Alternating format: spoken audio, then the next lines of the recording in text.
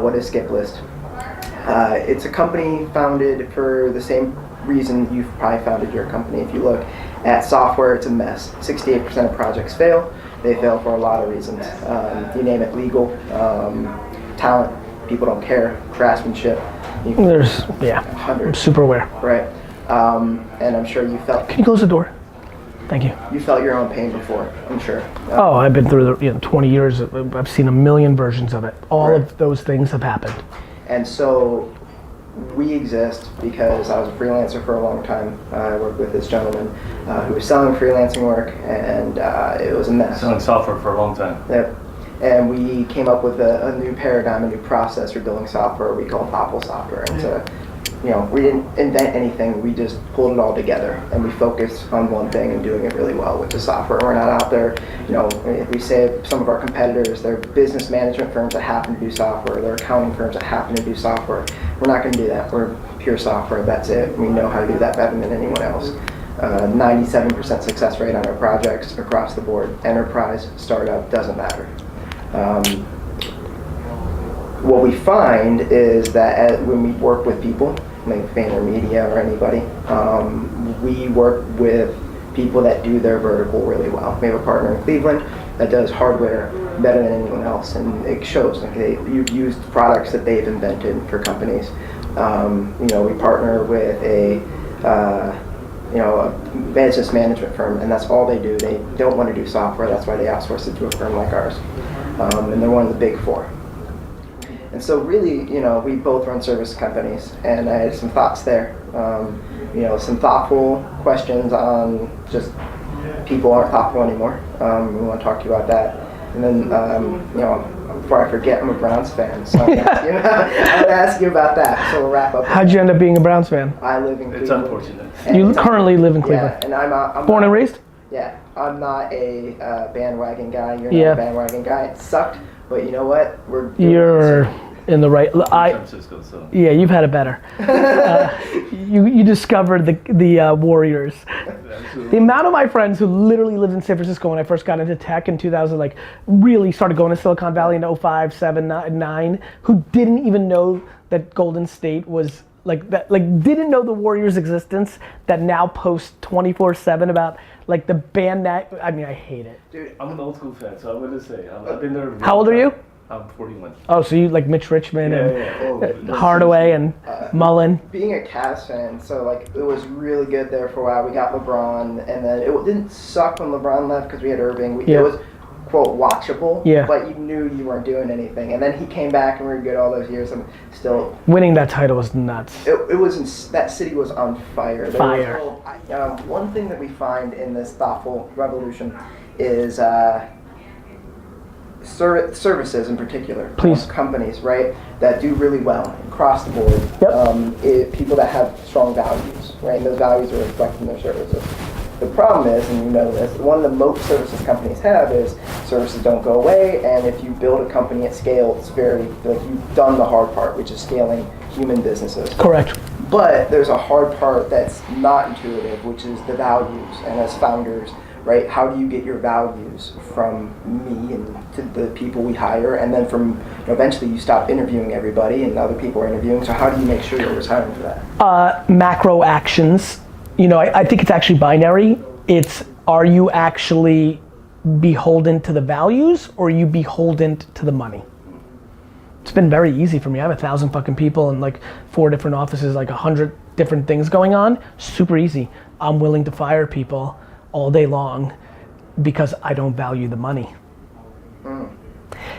What people get confused about is how easy it actually is, even at scalable people, Starbucks closed their store for a day everywhere. That really helped a lot of hourly employees understand that Schultz didn't give a fuck about the money. He cared about, we're gonna address this issue today. It's just money. It's just money. Yep. What happens is a lot of founders are good at it in the beginning. They don't have a lot of money. People are scared to lose. The great thing that a lot of people say a lot of times is it's better to never have than have it and then lose it. I believe in that. Watching people go through creation of wealth or success or happiness and then lose it, it's fuck, right?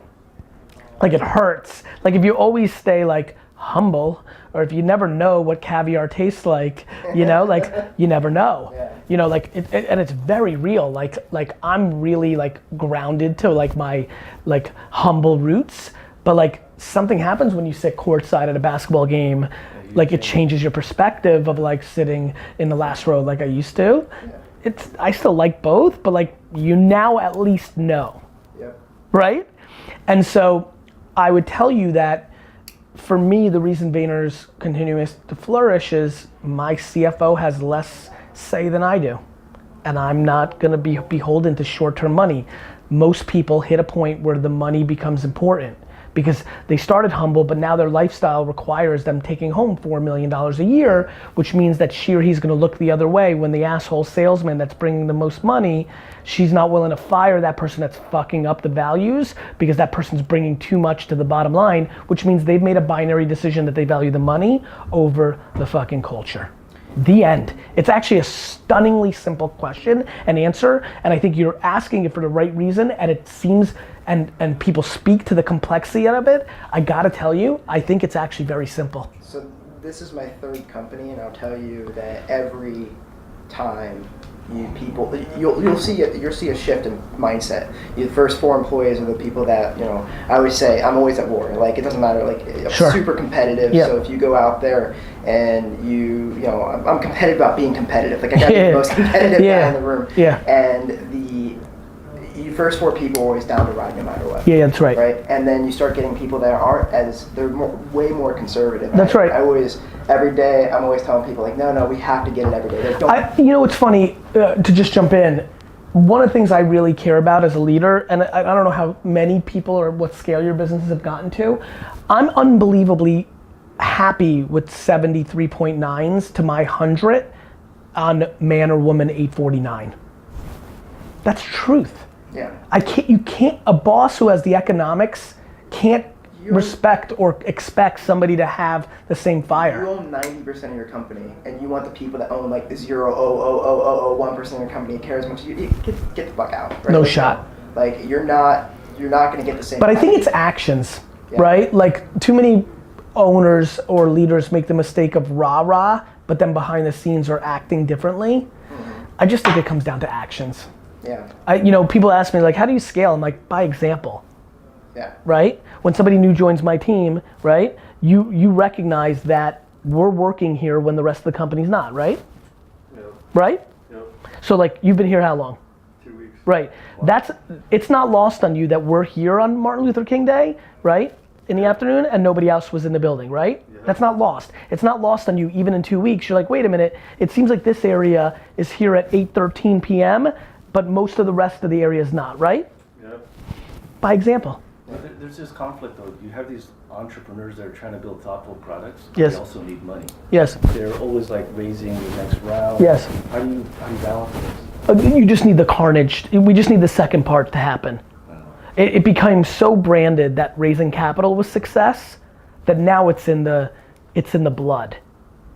So how do you fix it? How do I fix it? I say the things I say publicly I have a nice audience, but like in the scheme of the macro, it's very small. But I talk about making money versus raising money. I talk about like all the shit I talk about.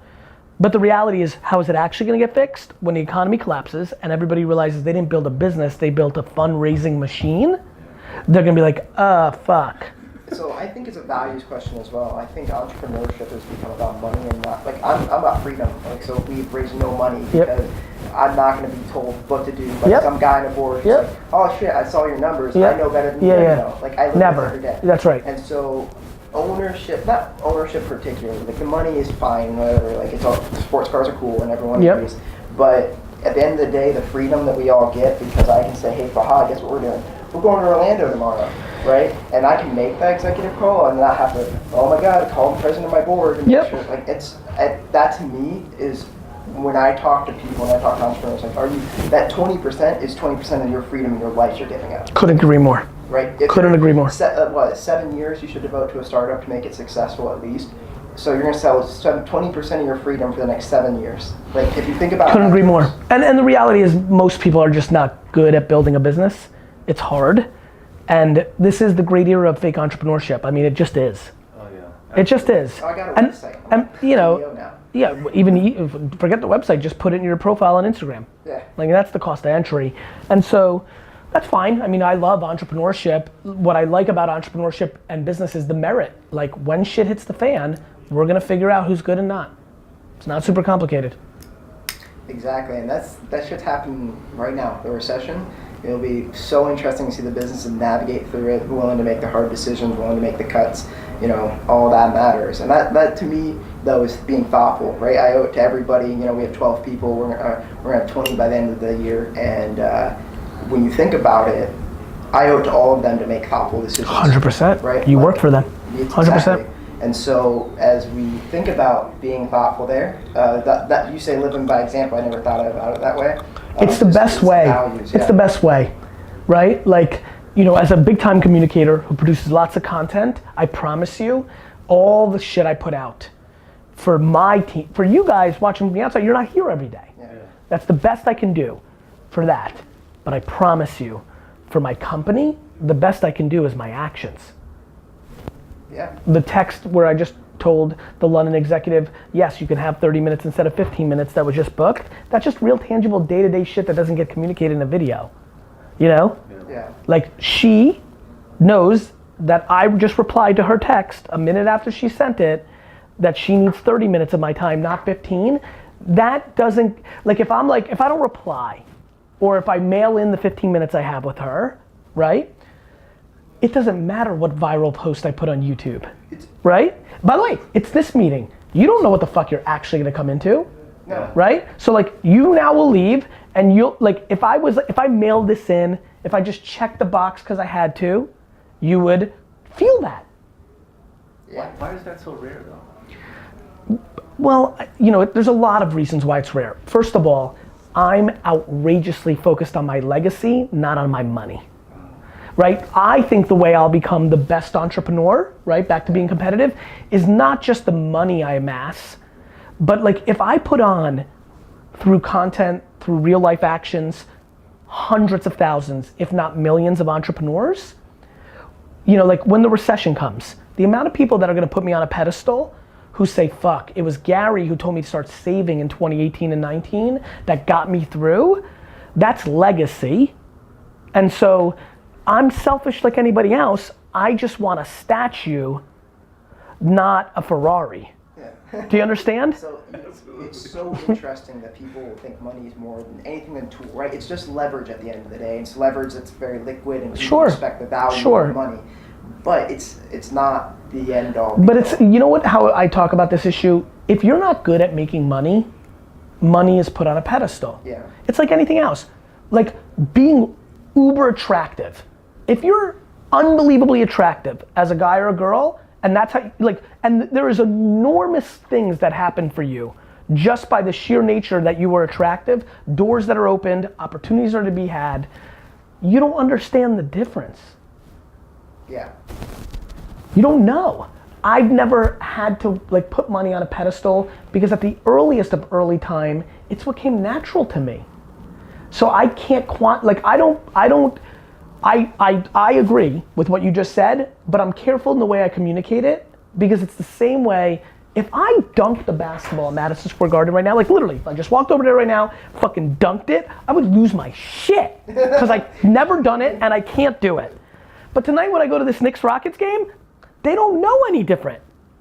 It's true. Right? It's true. So I think one of the reasons I named my wine brand Empathy is I do think that's my superpower. Right? Yeah. I really do. I really understand that. Like, I'm good at that's why I'm a great salesman. I'm great at putting myself in the other person's position, and I know that for me to have longevity and legacy, I have to sell something I believe in, so I'm very careful. That's why I don't monetize the same way most people do. That's an interesting point. So how do you seep that into the products that you're building, into the businesses that you have that you're not there, you know? Because I start the seed. Whether it's a Sasha Group or Vayner Speakers, or I start the seed of the idea, and or it has to go through me, right? And I'm the one who empowers the people that do it. He works here because of me. Now, I empowered Andy to make that, but like at the end of the day, if he doesn't find the best clip from this thing, like I really take on that sense of responsibility. I'm not naive that I'm not him, but I think as, you know, when you're the leader, especially when you have all the autonomy like we both do, everything's your fault. Yeah. Dude, hyper accountability, once you grok that, you really get it. Is the best. It changes your life. It makes like, you so happy. You do hard tech, stuff that people don't want it in the house or can't get it. I like AI, computer vision, data analytics, machine learning, integration, building platforms. Like the stuff people fail at on a quite regular basis. And we're able to come in and be successful. We're building computer vision. How does that happen? Like what's the pitch to my company? The pitch to your company is, well, what projects do you have that you're like not afraid to fail, because neither. Yeah, I got it. But what's important that's not working? correct, and we'll build that for you. And Instead of you having employees build it for yourself. Correct, yep. And then what happens after you're done building it? You own the IP. We might have a support contract. I understand. Totally understand. Like everything you're trying to build, the underlying. Well, you know what's foundation you know is what's real. You'll appreciate this. This is where you'll find me fascinating. This is why we have so little tech here. I think what's so fun for me is like betting on your strengths and understanding what your points are and understanding what's commoditized and what's not and da-da-da-da-da-da. Like, I like your guys' energy so much, like literally, this is why I ended with this. I'm literally getting a state of the union of tech from the company. But you'll find it fascinating as somebody who came from a tech kind of ethos into this world, the only thing that I'm looking to do is create the greatest communications machine of all time. Now, it's 2019, tech's involved in everything. Yeah. But the religion of is, listen, I could build a $10 billion company if I made a SaaS product for SMBs around social media. Every SMB in fucking America right now is ready to give me $4,000 a month for some horseshit piece of product like the Sprinkler or Buddy Media or whatever 3.0, Salesforce, SAP Junior. If you're a fucking here's the money. So like I understand the business aspects of it, but I'm unbelievably clear in what my differentiation is and what I'm up to. That said, inevitably there are needs and things that are going on. Good. All I need is one. Yeah, absolutely appreciate it. I'm sneak peeking here. These are gonna be it. He's out yet? No, they're coming out. They're gonna be amazing. Yeah, let's do it. They're gonna be out. I'm doing my first ever, no filming on this. I'm doing my first ever high top. Too. Oh man, those are sick. Awesome. One of them. Yeah. 1, 2, 3. Thank you, Gary. Real pleasure. Real pleasure. I love Real everything you're pleasure. doing. Thank you, brother. By the way, you're Yes. gonna be real salty when I buy the Browns. You own the Jets. You're gonna get there first. And You may get there first, brother. I'm really, no kidding. Like, if I was like betting, it might be you first because it's crazy. I'm such, like if you think about what I'm building, right? Like I'm building something slow. It's slow. It's gonna be slow for us too. I mean, the Browns are worth less than the Jets. Yeah, that might be that part too. Economics there. But the Browns, who owns the Browns right now? The Browns. Haslam, yeah. The Haslam, right? Because that's still fairly young. That's sick. You So like I it? said, that's gonna be fire. I want that one. Oof, that's nice. We're including that email. Send me a pair of those. I would, you got it. That is beautiful. Is that like branded? Oh, it's branded too. Oh yeah. Dude, I'm actually excited though. You guys drafted the perfect quarterback. You know what's funny? I literally, so I have Vayner Sports. So we were in the finals for Darnold, and at that point it seemed like he was going to go number 1. I was so like passionate that the Jets would get Baker. Like I wanted him really bad. I wanted both. Those are the two guys for me.